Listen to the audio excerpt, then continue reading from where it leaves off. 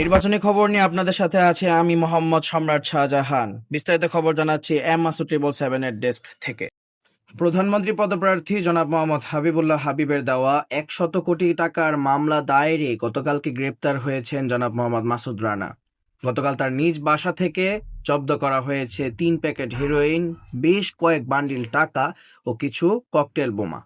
বিস্তারিত জানাচ্ছেন জনাব মোহাম্মদ রতন। গতকাল মঙ্গলবার রাত 1টার দিকে জনাব মোহাম্মদ মাসুদ রানার বাসায় অভিযান চালায় 2 পুলিশ কর্মকর্তা।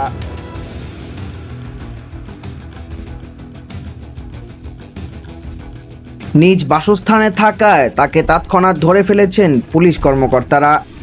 এখানে বস, আমার বেটা তোর নামে 100 কোটি টাকার মামলা আছে। আমার বেটা তুই এখন আমাদের সামনে যাবি। চল না বাইরে যাও।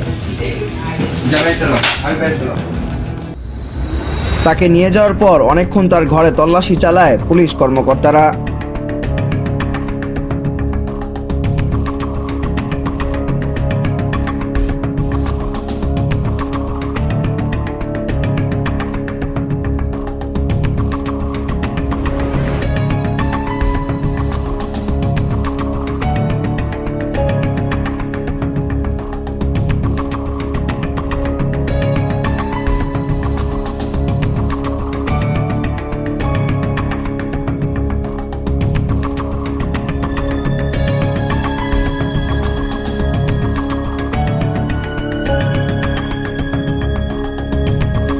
নিশ্চিত প্রমাণের জন্য তার ঘরে দীর্ঘ 1 ঘন্টা তল্লাশি চালান পুলিশ কর্মকর্তা।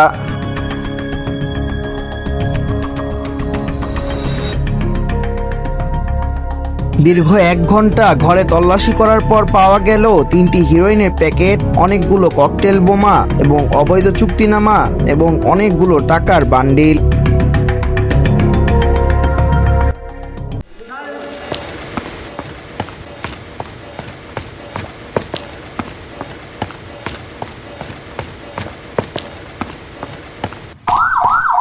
আপনারা দেখতে পারতেছেন যে জনাব মোহাম্মদ মাসুদ রানাকে পুলিশের গাড়িতে করে নিয়ে যাওয়া হচ্ছে এবং কঠিন নিরাপত্তায় তাকে ঢাকা কেন্দ্রীয় কারাগারের দিকে নেওয়া হচ্ছে। ধন্যবাদ মোহাম্মদ রতনকে তার বিষয়ে বিস্তারিত জানানোর জন্য। এখন আমরা চলে যাব মোহাম্মদ উজ্জ্বলের কাছে। উজ্জ্বল, আপনি আমাদেরকে জানাবেন যে বর্তমান বাংলাদেশ হাই কমিশনার মোহাম্মদ মাসুদ রানাকে নিয়ে ব্রিফিং করছেন এবং সেখানে কি কথাবার্তা হচ্ছে তার বিস্তারিত একটু আমাদেরকে শোনানোর চেষ্টা করবেন। প্রধানমন্ত্রী পদপ্রার্থী জনাব মোহাম্মদ হাবিবুল্লাহ হাবিব সাহেব তার প্রতিপক্ষ জনাব মোহাম্মদ মাসুদ রানাকে 100 কোটি টাকার মামলা দায়ের করেন এবং সেই মামলা তদন্তে আমরা তার নিজ বাসা থেকে 100 কোটি টাকা এবং কিছু অবৈধ ককটেল, হিরোইনের প্যাকেট, চুক্তিনামা ও 3 পিস হিরোইনের প্যাকেট আমরা জব্দ করেছি। আর বর্তমানে প্রধান আসামি আমাদের নিকটে রয়েছে। আমরা কিছুদিনের মধ্যেই তাকে আদালতের আদেশে ক্রমে শাস্তির আওতায় আনব।